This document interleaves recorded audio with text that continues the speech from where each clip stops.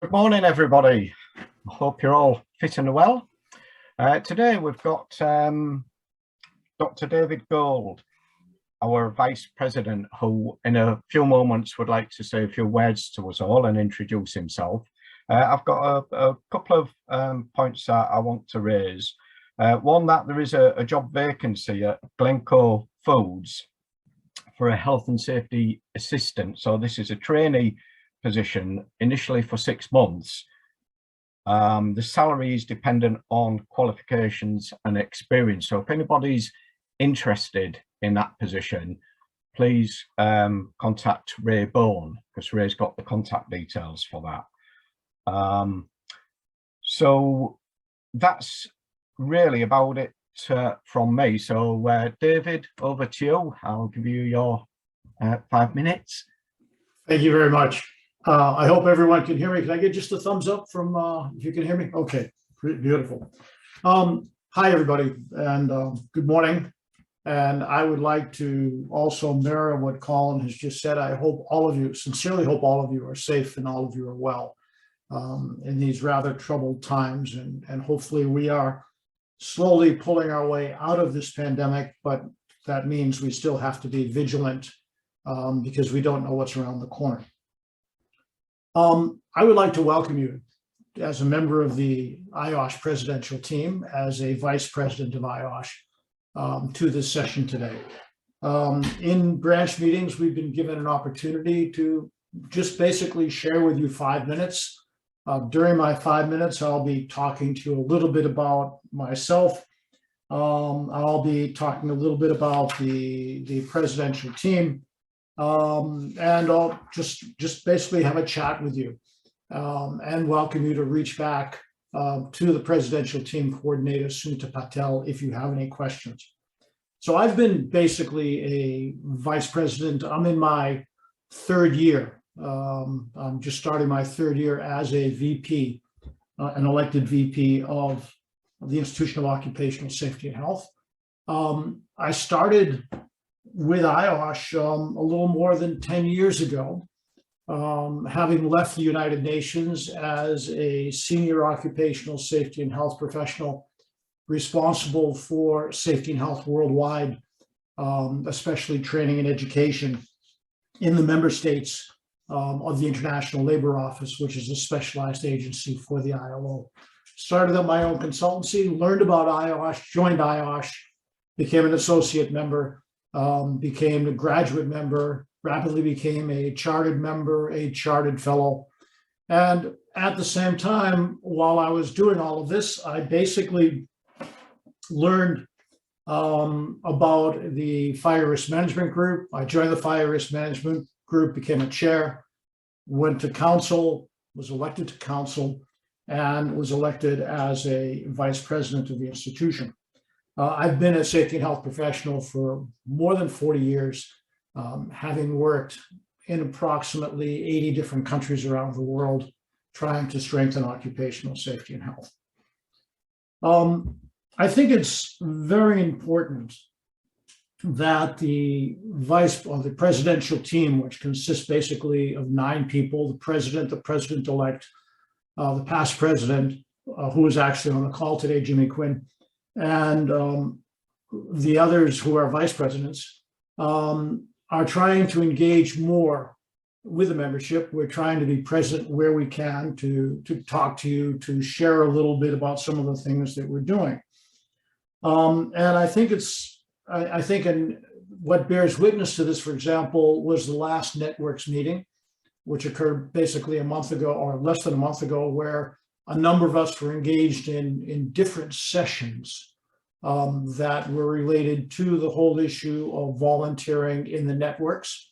You have, for example, your executive committee, which I had a very, very brief chat with just a moment ago, who is working with you. And this is as important as the presidential team is, that at a local level, there is a group that is working together to strengthen safety and health in a positive and a proactive way in your community.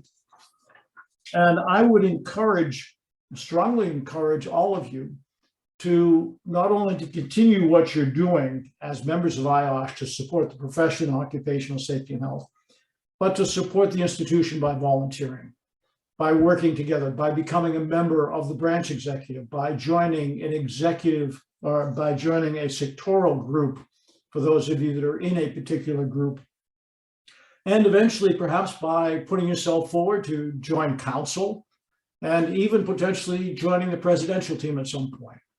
All of us have the opportunity. We're all volunteers. We're all trying to strengthen the profession, and I would encourage you very much to do so. So thank you, all of you, for volunteering. This is a very short intervention, but I'd like to just plug one point, if I can, which I think is very important. We are looking at social sustainability as an institution, and IOSH has developed a training program, actually right now an introductory package, looking at this issue of social sustainability. So Colin and your team, we would welcome the opportunity to come back and spend more than 5 minutes and present this presentation on social sustainability and get you engaged in this issue of social sustainability, because this is the future. This was identified by the United Nations as a millennium goal. And we know that the role of safety and health is extremely important in this area. So my 5 minutes is up. You are about to engage in a program which I'm sure will be properly introduced, which is going to be dealing with a subject that's near and dear to my heart. That is the problem of psychosocial issues at work and dealing with the mental health side of it's the H of OSH, which is extremely important, and I would encourage you to engage there as well. So Colin and team, thank you so much for the opportunity to address you this morning. If you have any questions for me, just reach out through Sunita Patel or email me directly if you want at my IOSH address, which is david.gold, G-O-L-D, at iosh.com. Have a great meeting, everybody. Thank you.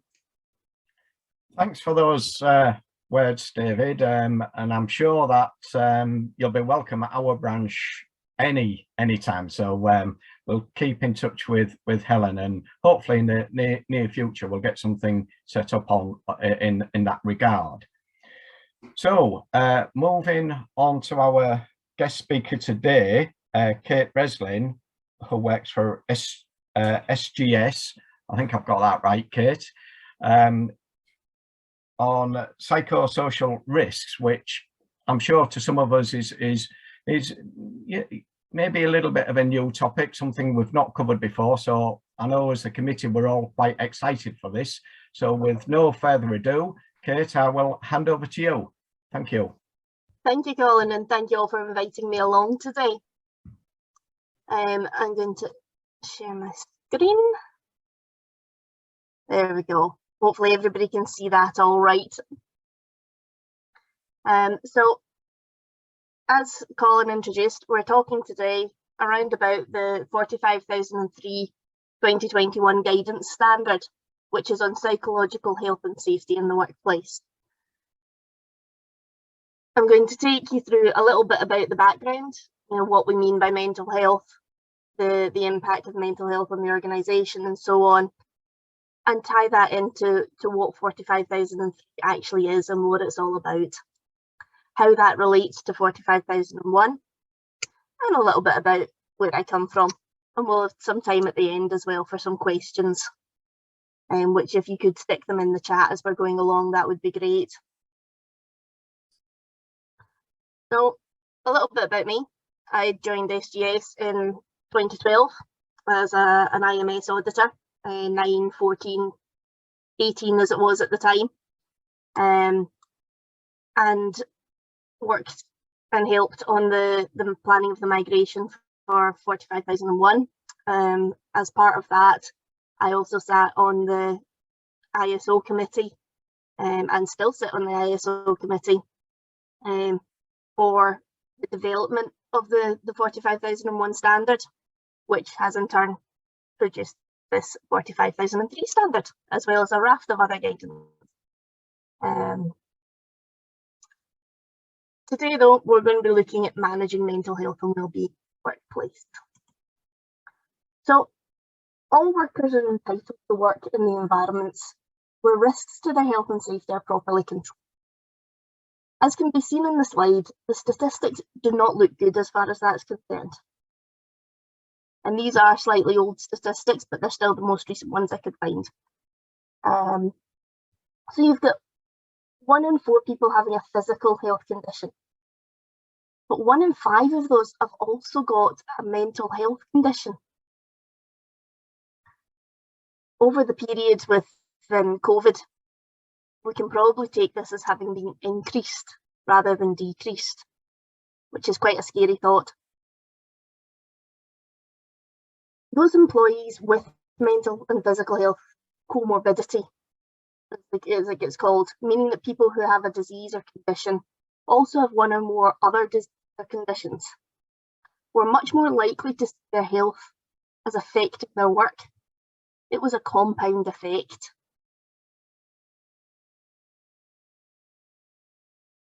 So there are various things that employers need to manage in the workplace in order to help managing mental health and well-being. We need to look at the relationship between pressure and performance, which is why managing mental health matters.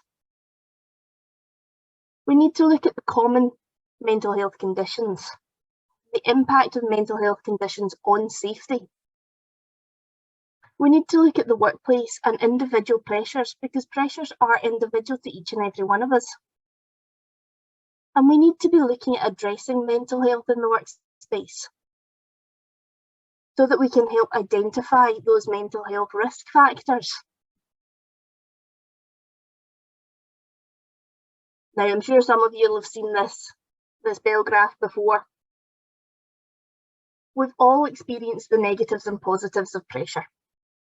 Too much and you feel like you can't cope. Not enough and you struggle to get anything done. So aiming for that sweet spot right in the middle, where you've got that positive psychological well-being, is where you're looking for you and your employees to be. Pressure performance curve that we're looking at here is a management tool that can help. It shows the zones of comfort and stretch and show the path to the peak performance that you're looking for. Everyone needs a minimum amount of pressure to motivate themselves. If a task is too easy, or there are no targets, deadlines, or expectations to meet, then performance is usually poor. We rarely get much done, unless you have a goal to do. Either somebody sets our goals for us, or we create them ourselves. Human beings need a sense of purpose, just like any other animal. And if you've ever seen a bored lion pacing back and forth in a zoo, it's not a health and safety place. It's not a healthy state to be in, having nothing to do all day long. On the other hand, though, when pressure is too high, performance decreases. For a while, it will exceed that of the comfort zone. But soon the effects of the stress can take over and fatigue will set in. Errors will start to be made, stress symptoms will begin to develop, frustration, anxiety, poor concentration, shame about not being able to cope will take over, and performance will begin to plummet. So we need to work on this balance. It's very important to each individual, because what's positive pressure for some will actually be in the burnout zone for others. So what do we mean by mental health? Because we've mentioned it a few times now, and it's a term that's been used a lot, both in the news and press, particularly over the pandemic. So this is the World Health Organization definition, where mental health is not just the absence of a mental disorder. It's defined as a state of well-being in which every individual realises his or her own potential and can cope with the normal stresses of life, can work productively and fruitfully, and is able to make a contribution to his or her communities.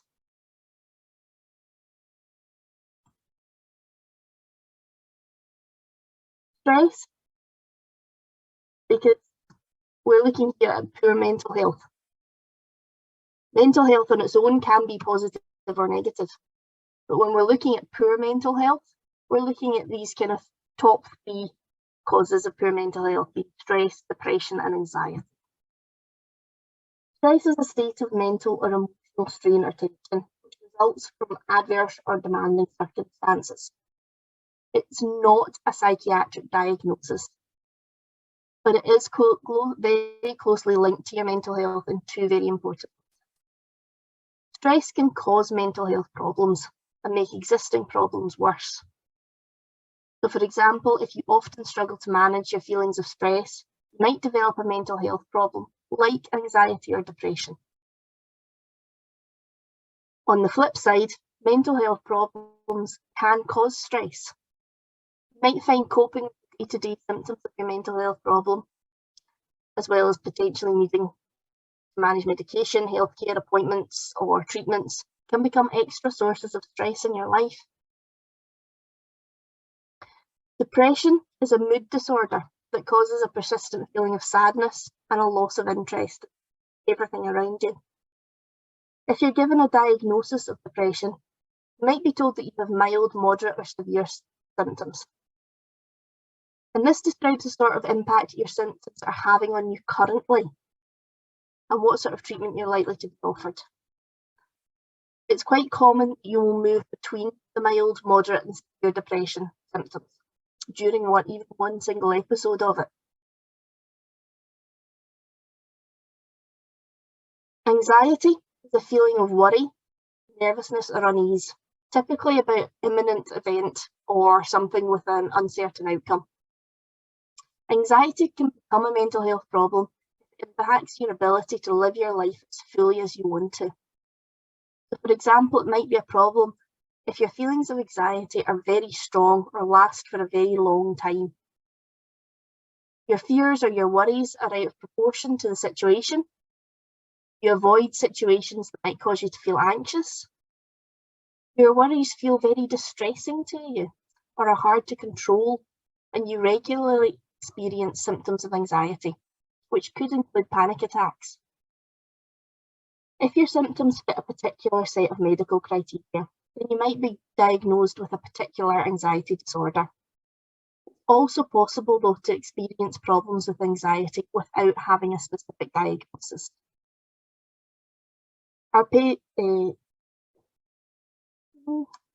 So, mixed anxiety and depression is the most common mental disorder in Britain, with around 7.8% of people meeting the criteria for a diagnosis in one of the 2 categories. 4 to 10% of people in England will experience depression in their lifetime.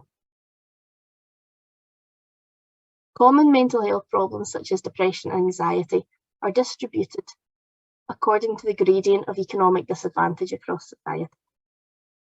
The poorer and more disadvantaged are disproportionately affected by common mental health problems. Mixed anxiety and depression has been estimated to cause 1/5 of days lost from work in Britain, and 1 adult in 6 had a common mental disorder. Quite scary. So, poor mental health has an impact on both individuals and on the workplace.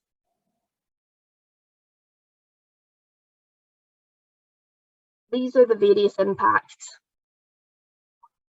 that it can have. So when you're thinking about the impacts on individuals, you're thinking about finding it difficult to concentrate, taking longer to do tasks, putting off challenging work, being less patient with customers or clients, having difficulty making decisions, experiencing poor relationships with others, finding it more difficult to learn new tasks, physical symptoms or disrupted sleeps.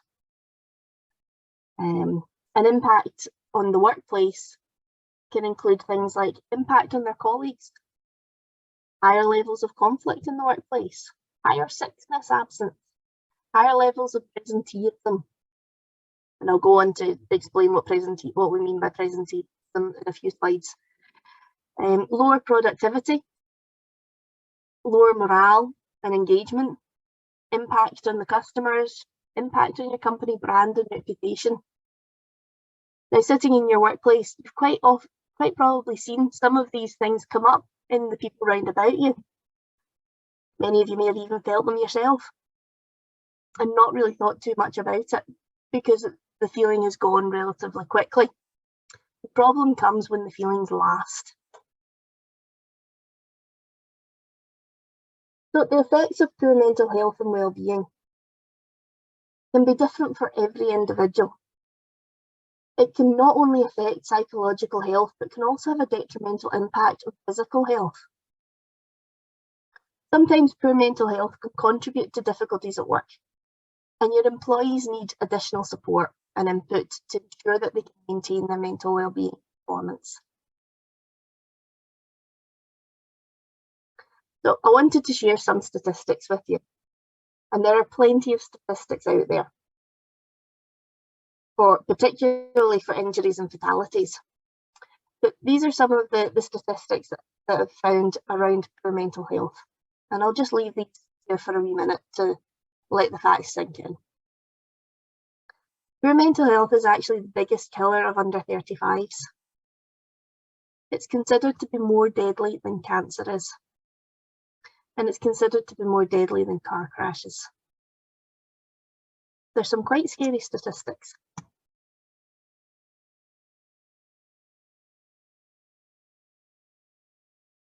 And these are some kind of worst case scenarios where mental health has not been managed in the workplace.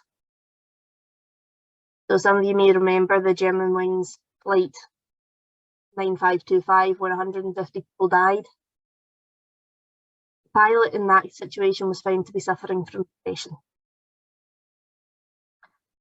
Back when the Piper Alpha oil rig disaster happened, 167 people lost their lives. The offshore installation manager's command and decision-making abilities were severely hampered by his anxiety in the reaction to the situation that was developing around him. And these are just a couple of the poor mental health situations that has led to disastrous consequences. Now, organisational mental health is not improving. There's a 41% rise in mental health problems in the past 12 months, and that was back in 2016. There haven't been any figures coming out around this for the last couple of years where we've had COVID, but I would imagine they've increased drastically. Mental health issues cost the economy around 45 billion a year. Now that's the global economy, granted. With over 17.5 million days lost to work-related stress, depression or anxiety.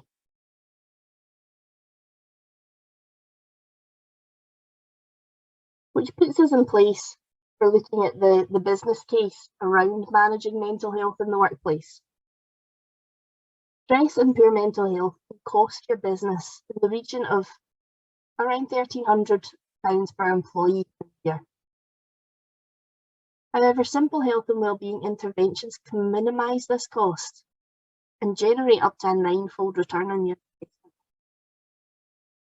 There's never been a greater awareness of the negative commercial impacts of stress and poor mental health at work. As well as this, there's an increasing awareness of the effects of these issues on the lives of your employees. But not just your employees, it also affects their family, their friends and their colleagues. A raft of research and reports from internationally recognised organisations have consistently demonstrated the scale of the problem and its impact on the bottom line. However, the evidence suggests that many organisations could do a lot more to support their staff with simple solutions that lead to a significant return on their investment.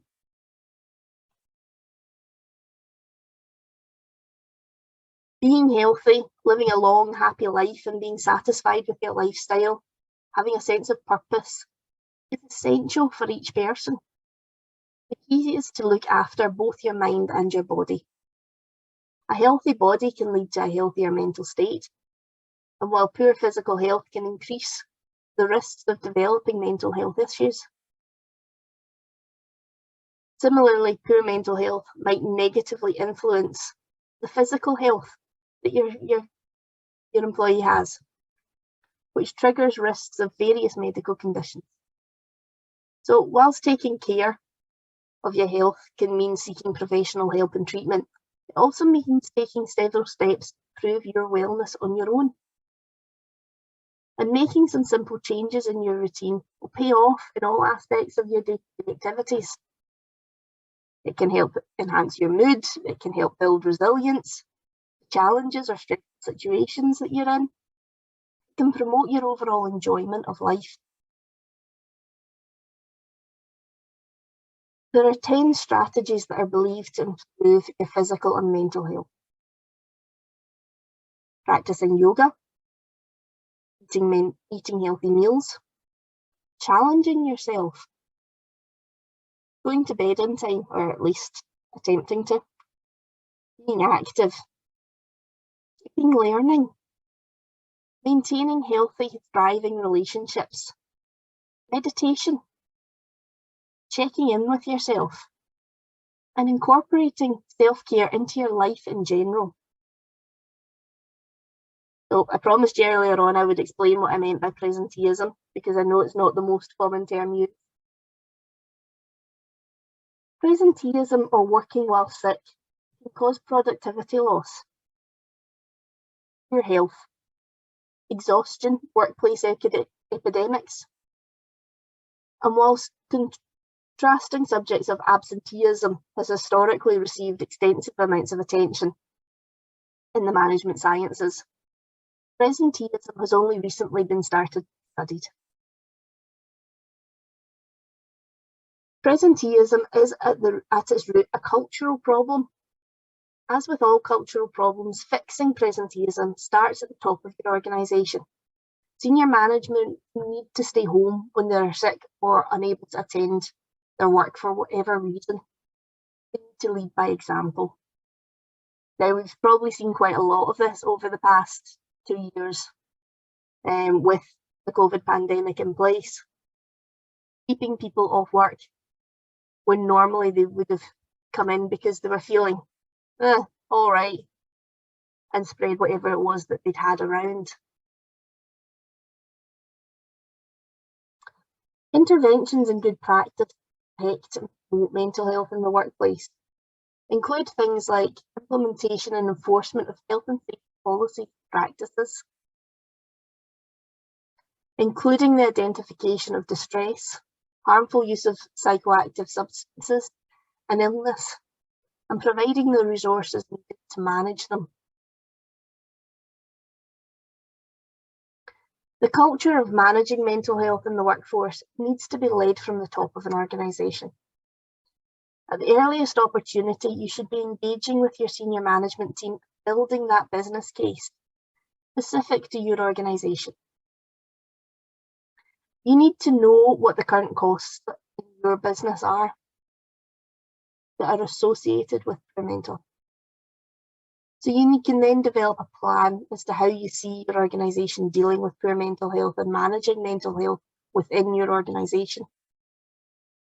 You need to know how you can monitor the improvements that your plan is going to bring about. And you need to work collaboratively with other departments, such as your occupational health or your human resources. Once you've got that buy-in from your senior management team, you'll be able to progress with your plans and see the improvements that your plans will bring about.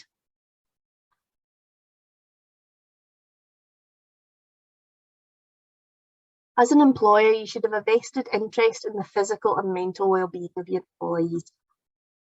Companies that implement a well-being strategy tend to notice a significant increase in employee productivity levels and a reduction in sickness and absence rates. The most important part of your strategy is the actions you plan to take to improve well-being in your organisation.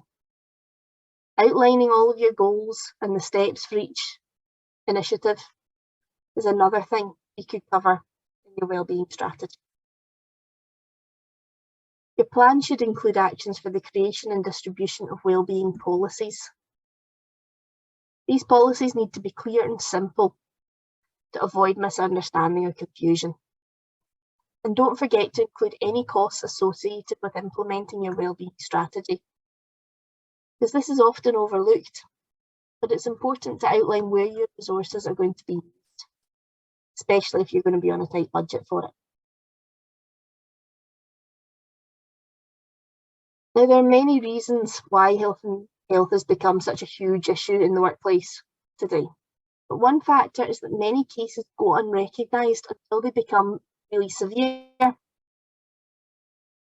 whilst many employers are now primed to spot signs of physical illness, mental health problems can be more difficult to identify.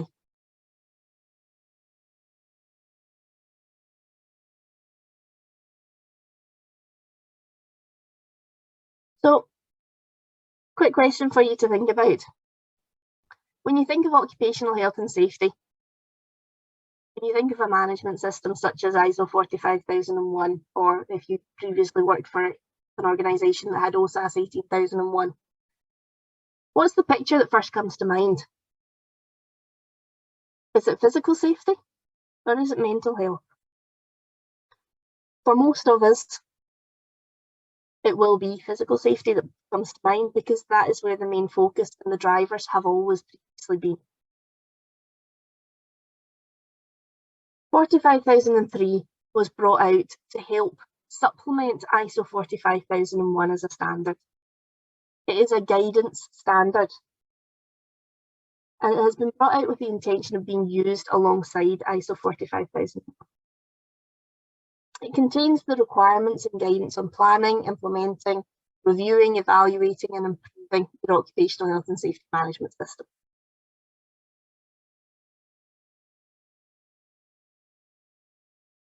Psychosocial hazards are increasingly recognised as major challenges to health and safety and well-being at work. Psychosocial hazards relate to how work is organised, social factors at work, and aspects of the work environment, equipment and hazardous tasks as well. Psychosocial hazards can be present in all organisations and sectors, and from all kinds of work, tasks, equipment and employment or arrangements. Psychosocial hazards can occur in combination with one another, and they can influence and be influenced by other hazards. They don't tend to stand alone.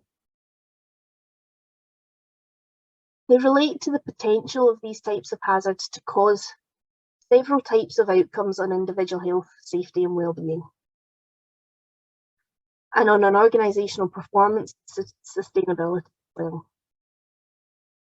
It's important that, therefore, that psychosocial risks are managed in a manner consistent with any other occupational health and safety risks. And one of the ways you can do that is through an occupational health and safety management system. Integrating it into the organisation's broader business processes.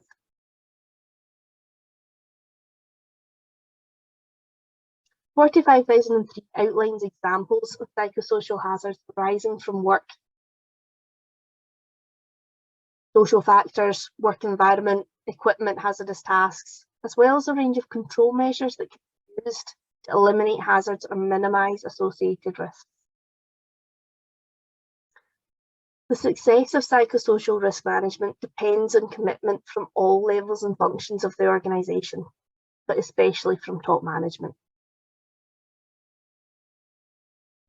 Now, I've mentioned psychosocial risk quite a lot in the last slide, and here is the definition.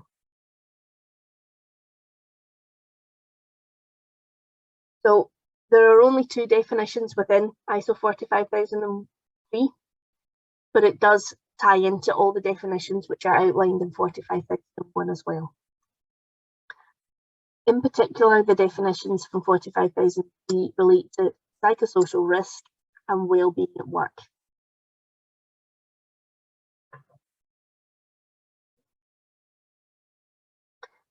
The notes there show the additional elements to this, such as the hazards of a psychosocial nature, including aspects of work organisation, social factors, how work environment, equipment, hazardous tasks that are being carried out.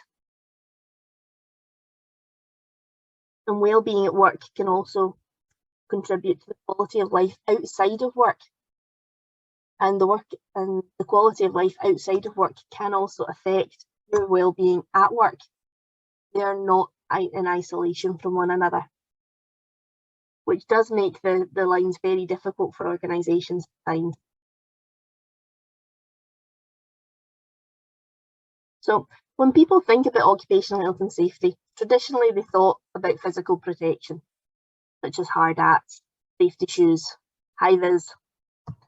However, mental health and well-being in the workplace is becoming far more widely recognised as an area which is vital to employee welfare.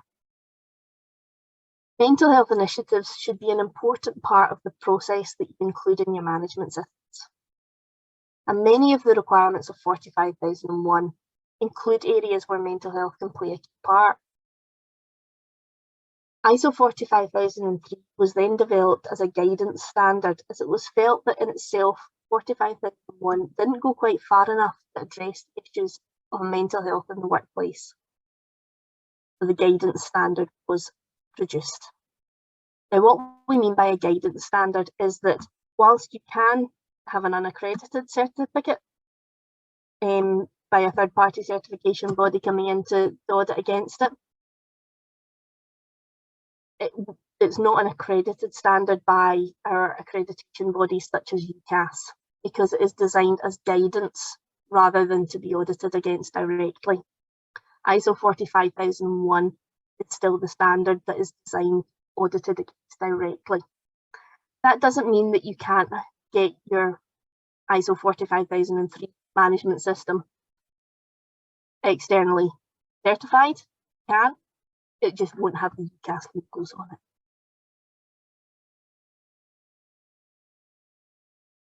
So there are a number of areas within 45001 where mental health impacts need to be taken into consideration. And 45003 builds on those areas. It follows the same 10 clauses as all ISO standards following the Annex SL structure. And in clause 4.2, for example, for understanding the needs and expectations of workers and other interested parties, it suggests that these needs include things like financial security of your employees, social interaction and support, inclusion, recognition, reward and accomplishments, personal development and growth, and equal opportunity and fair treatment at work. You can see this is going into that quite a bit more detail than you would normally for these sorts of things.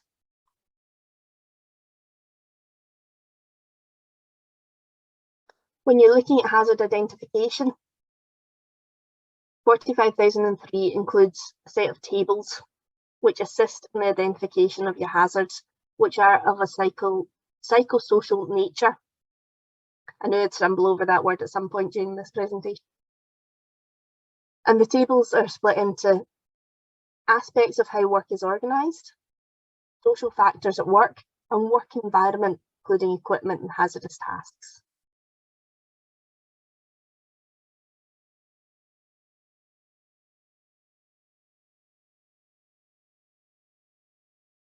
When managing psychosocial risks, a combination of the following levels of intervention want to be used, and these are all laid out within the standard. Some organisations have their own occupational health service or workers assistance programmes. Organisations that don't have in-house expertise can seek assistance from a competent external source if they require it. 3 levels of primary, secondary and tertiary that are noted on the slide here are interventions that reflect the hierarchy of controls to support effective psychosocial risk management in your workplace.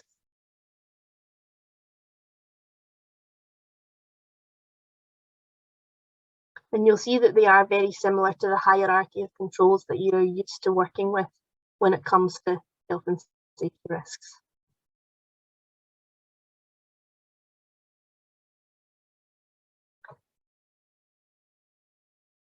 One of the main things you need to do when implementing your occupational health and safety management system, be it the ISO 45001 or ISO 45003, or as a business management system incorporating one or more other standards, is you need to identify the needs of your workers and your interested parties. And this is where you would identify the mental health as a key factor in your occupational health and safety. It's very important that you should incorporate what you're learning from that into your health and safety policy and help that to set the overall goals for your occupational health and safety management system. If mental health is one of the key needs of your workers, then you'll want to include this in your assessment of the hazards that are presented by the different processes and functions that you have in your organisation. If you have hazards that are increasing the risk of poor mental health, then you'll want to put controls in place to address those hazards. So for example, since workplace stress can be a cause of poor mental health, if you have a process that is extremely fast-paced and could cause stress in your employees, and you need to ensure that that job is done correctly and perfectly every single time, you might want to find a way to rotate this through your employees as a way to mitigate those risks.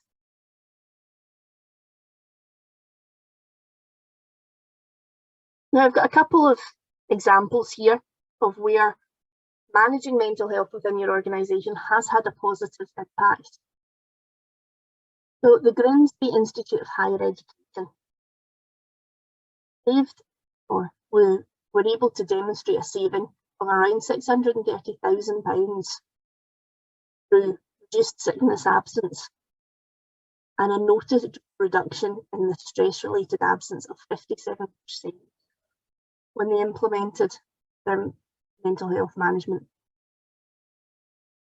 AstraZeneca, we've all heard a lot about that over the last couple of years, had cost savings in around the region of between 500,000 and 700,000, improved productivity after introducing counselling for their employees, and their global accident and occupational illness rates were reduced by 61%. They're really positive figures.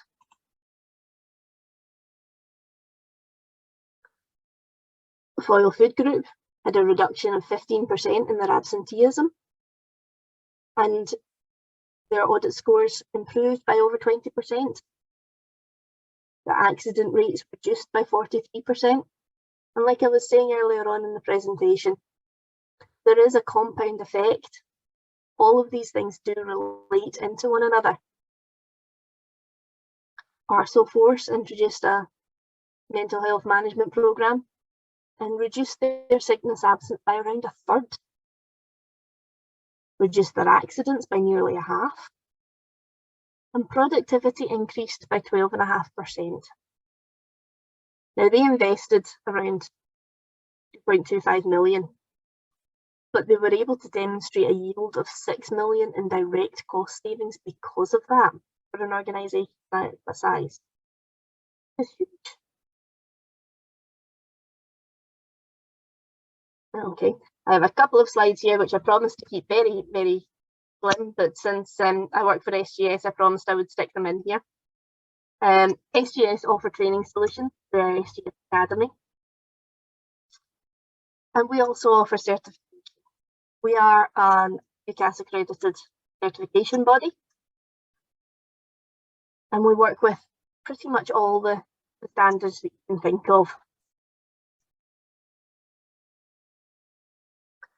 So I'm going to say thank you very much for listening to my presentation. And do you have any questions?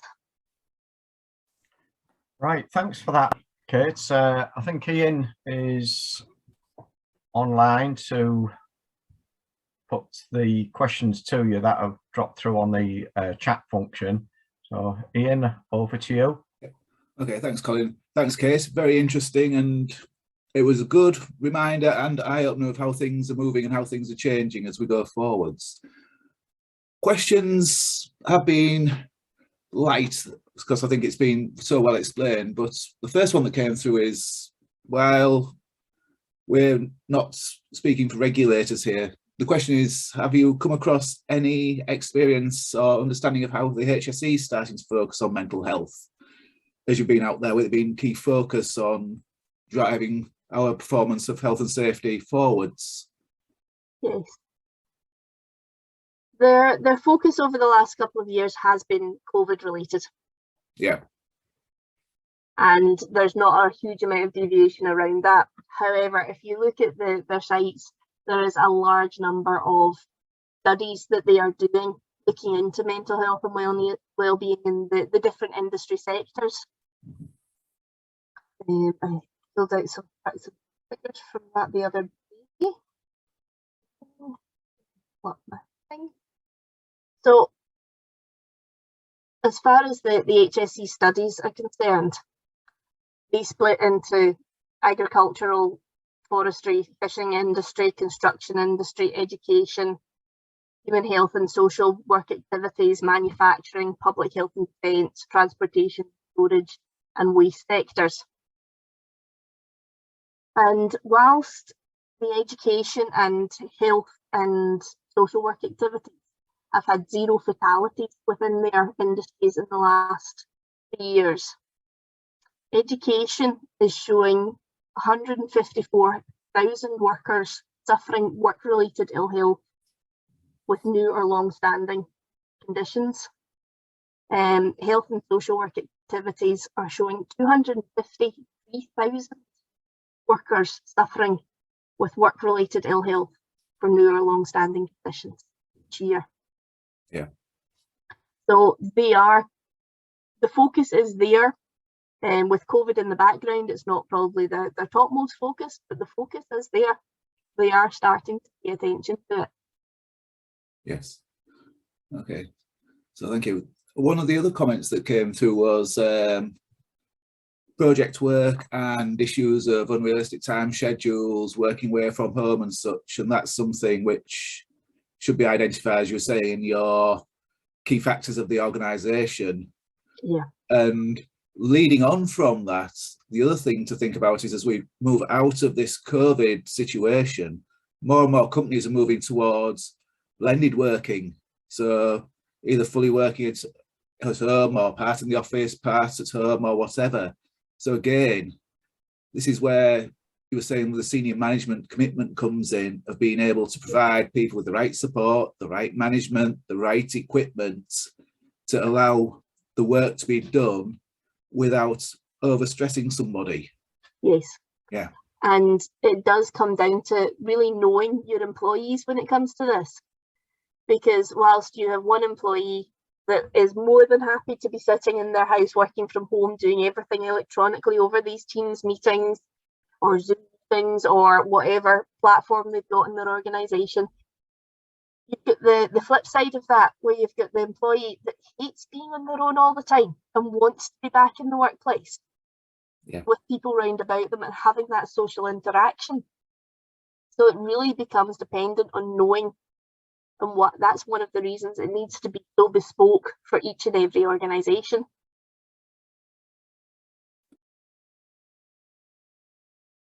Oh, you've gone on to mute, Ian.